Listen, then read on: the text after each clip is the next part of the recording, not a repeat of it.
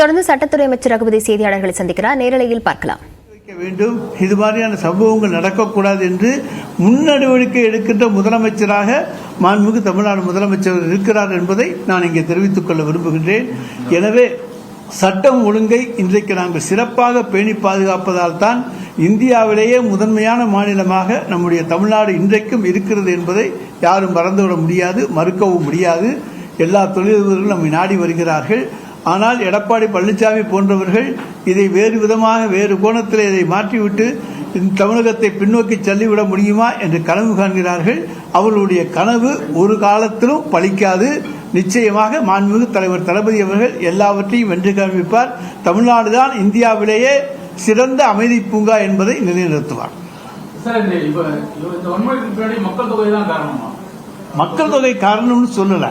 அதாவது அன்றைக்கு 4 கோடி மக்கள் தொகை இருந்தது, இன்னைக்கு 8 கோடி மக்கள் தொகை ஆயிருக்கு. சில இடங்கள்ல பிரச்சனைகள் எல்லாம் இருக்கு. மக்கள் தொகைக்கு வன்முறைக்கு காரணம்னு சொல்ல முடியாது. ஆனால் அதனால சில இடங்கள்ல கூட குறைச்சலா சம்பவங்கள் நடந்து கொண்டிருக்கின்றன என்பதற்காக நான் சொல்லுகிறேனே தவிர, அன்னைக்கு 4 கோடி பேர் இருந்தாங்க, இன்னைக்கு 8 கோடி பேர் இருக்காங்க. அந்த 4 கோடி பேர் இருந்த போது நடந்த சம்பவம் தான் இன்னைக்கு 8 கோடியிலையும் நடக்கணும் அப்படின்னு எதிர்பார்க்க முடியாது. மக்கள் தொகையினுடைய அதிகரிப்பு இருக்கு, அதுல மோட்டிவ் இருக்கு. யார் யாருக்குள்ளே விரோதம் இருக்கிறதோ அந்த விரோதத்தினால் தான் இங்கே நடக்கிறதே தவிர அரசாங்கத்தால் அல்ல. அதைத்தான் நான் இங்கே குறிப்பிட விரும்புகிறேன்.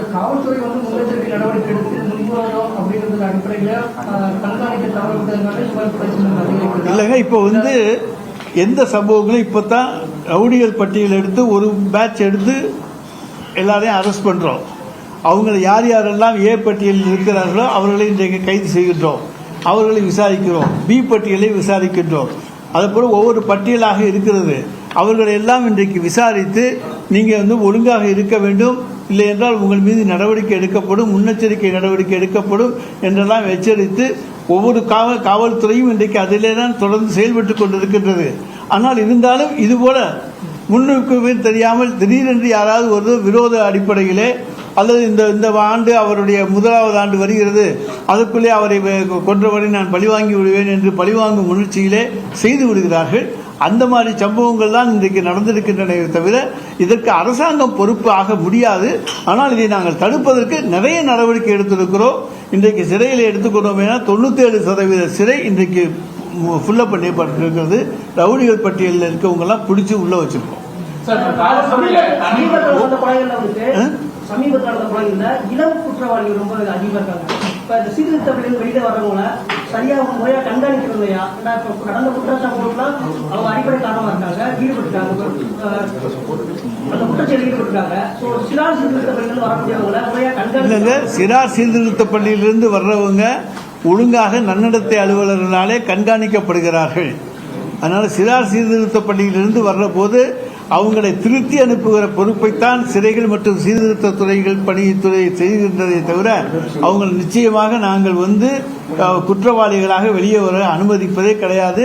அவங்களை திருத்தித்தான் வெளியே அனுப்புறோம்.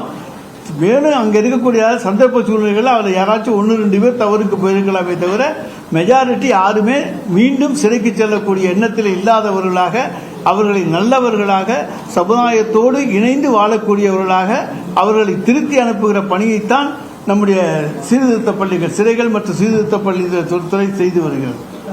காவல்துறை சார்பில் ஏற்கனவே ஒரு டிபார்ட்மெண்ட் போட்டு ரவுடிகளோட தொடர் கண்காணிப்பு இருப்பாங்க. அதே போல முன்னாள் குற்றவாளிகளை தொடர்ச்சியாக கண்காணிச்சுட்டு இருப்பாங்க. ஒரு டீம் ரெகுலராக பண்ணுவாங்க. அப்படி இருக்கப்ப இதெல்லாம் மோட்டிவேஷன் பண்ணணும்னா அரசு எப்படி இது பொறுப்பேற்க முடியாது சார்? முன்னாள் குற்றவாளிகள் நாங்கள் கண்காணிச்சுட்டு தான் இருக்கோம். புதுசாக குற்றவாளிகள் வர்றாங்க.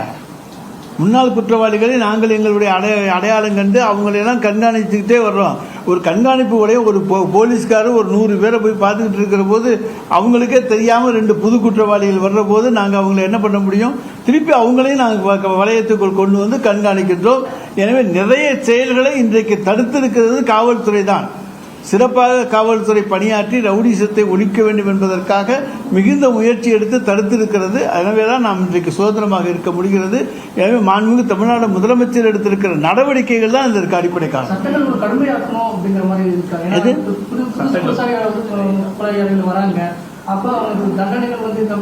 தண்டனைகள் இப்போ நிறைய அவங்களுக்கான தண்டனைகள் அதிகமான தண்டனைகள் இருக்கின்றன. நிச்சயமாக அவர்களுக்கு அதிகபட்ச தண்டனை வாங்கி கொடுத்தாலே போதும். அதுவே லைஃப் சென்டென்ஸ் எல்லாம் போனால் 14 வருஷம் உள்ளே இருக்கணும். அதனால் அதிகபட்ச தண்டனைகள் இந்த குற்றவாளிகளுக்கு கிடைக்கும். அதிலெல்லாம் எந்த விதமான சந்தேகமும் கிடையாது. அச்சுறுத்தல் உள்ள அரசியல் தலைவர்களுக்கு தனிப்பட்ட முறையில் பாதுகாப்பு கொடுத்தாலும், அதாவது எந்த அரசியல் தலைவர் அச்சுறுத்தல் இருக்கிறது என்று சொன்னால் உடனடியாக மாண்புமிகு முதலமைச்சர் அவர்கள் இந்த அரசு அவர்களுக்கு பாதுகாப்பு கொடுப்ப தயங்குவது கிடையாது. யாரும் அச்சுறுத்தல் இருக்கு என்கின்ற தகவல் தெரிவிப்பது கிடையாது.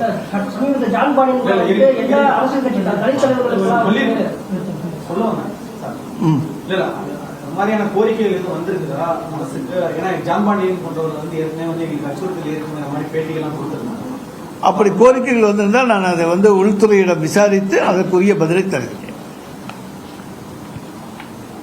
இப்ப சிறைச்சாலைகள் நிரம்புறதை பத்தி சொன்னீங்க. 97% சிறைச்சாலைகள் வந்து நிரம்பி இருக்குன்னு சொன்னீங்க. இப்ப சமீபமா வந்து சில கிளைச்செடிகளை மூடுறதா வந்து தகவல் அதாவது வந்து வதந்திகளுக்கெல்லாம் நாங்கள் பதில் சொல்ல முடியாது.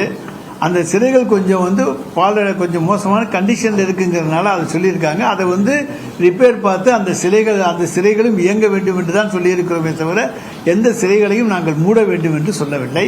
நிச்சயமாக அந்த சிறைகள்லாம் மூட வேண்டிய அவசியம் கிடையாது. எனவே அது பழுதுபார்ப்பதற்கான நிதியை கேட்டிருக்கிறோம். நிதியை பெற்று அந்த சிறைகளும் இயங்கும். இந்த குற்ற வழக்கு தொடர்புத்துறை இயக்குநர் நியமனம் தொடர்பாகவும் எதிர்க்கட்சி தலைவர் எடப்பாடி பழனிசாமி குற்றம் சாட்டியிருக்கிறார். இவர் அரசியல் சார்பான ஒருத்தரை நியமிக்க கூடாது அப்படிங்கிறது தெரிவிச்சிருக்காரு. அது வந்து அரசு எடுத்திருக்கிற முடிவு. அவரை வந்து நியமிக்க வேண்டும் என்பது நாங்கள் எடுத்திருக்கிற முடிவு. அதுதான், அதைத்தான் நீங்க நான் சொல்ல முடியும்.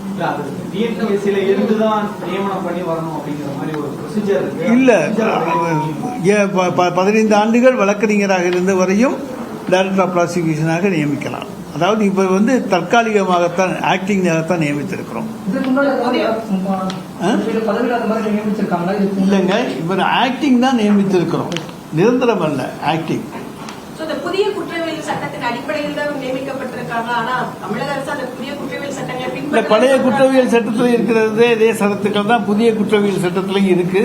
அதனால அதை பத்தி ஒண்ணு இது கிடையாது. இதே மாதிரி லோக் ஆயுக்தாவும் இதே மாதிரி வந்து ஆக்டிங் தான். நம்ம வந்து ஏற்கனவே செலக்ட் கமிட்டி போட்டு கிட்டத்தட்ட வந்து ஒரு 4 மாசம் ஆச்சு. லோக் ஆயுக்தாக்கும் இதே மாதிரியான ஆக்டிங் தான் நம்ம இப்போ போட்டு. ஆமா, அது வந்து அது காலம் தள்ளி போகுதா? அதோட நியமன ப்ரொசீஜர் அதுக்கு உரிய காலத்துல உரிய முடிவை மாண்புமிகு முதலமைச்சர் எடுப்பாங்க. சார், தருமபுரி மாவட்டத்துல 2 நாளுக்கு முன்னாடி ஆணவ படுகொலை வந்து நடந்திருக்கு. தொடர்ச்சியா அதிகரிச்சுட்டு வருது அப்படின்னு சொல்லிட்டு உங்களோட கூட்டணியில் இருக்கக்கூடிய மார்க்சிஸ்ட் கட்சி கூட பேரவையில் கேள்வி எழுப்பினாங்க. சார், ஆணவ படுகொலைகளை நாங்கள் என்றைக்குமே ஆதரிப்பது கிடையாது. உங்களுக்கு நல்லா தெரியும். அது யாராக இருந்தாலும் அவர்கள் மீது உரிய நடவடிக்கையை இந்த அரசு தைரியமாக மாண்புமிகு தமிழ்நாடு முதலமைச்சர் அவர்கள் எடுப்பார்கள். அதுவும் உங்களுக்கு நன்றாக தெரியும். நாங்கள் வந்து அதை வந்து ஆதரிக்க வேண்டும் ஆணவ படுகொலை என்பதெல்லாம் எங்களுக்கான தேவையே கிடையாது. எனவே மாண்புமிகு தமிழ்நாடு முதலமைச்சர் அவர்கள் அதற்கெல்லாம் ஆதரவு கொடுப்பது கிடையாது. அவர்களை சட்டத்தின் முன் நிறுத்தி உரிய தண்டனை வாங்கி கொடுப்பதுதான் அவருடைய பணி. தண்டனைக்கு கடுமையாக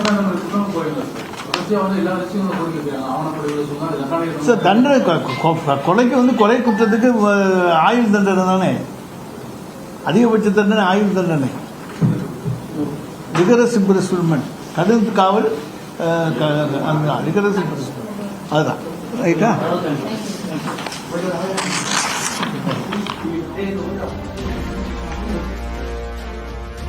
சட்டம் ஒழுங்கு தமிழ்நாட்டில் மிகச்சிறப்பாக இருப்பதாகவும் முன்னாள் குற்றவாளிகளை தொடர்ந்து கண்காணித்து வருவதாகவும் புதிதாக குற்றவாளிகள் உருவாகின்றன என பல்வேறு விஷயங்கள் குறித்து சட்டத்துறை அமைச்சர் ரகுபதி செய்தியாளர்களிடத்தில் பேசியிருக்கிறார். விவரங்களை பின்னர் வரும் செய்திகளில் பார்க்கலாம்.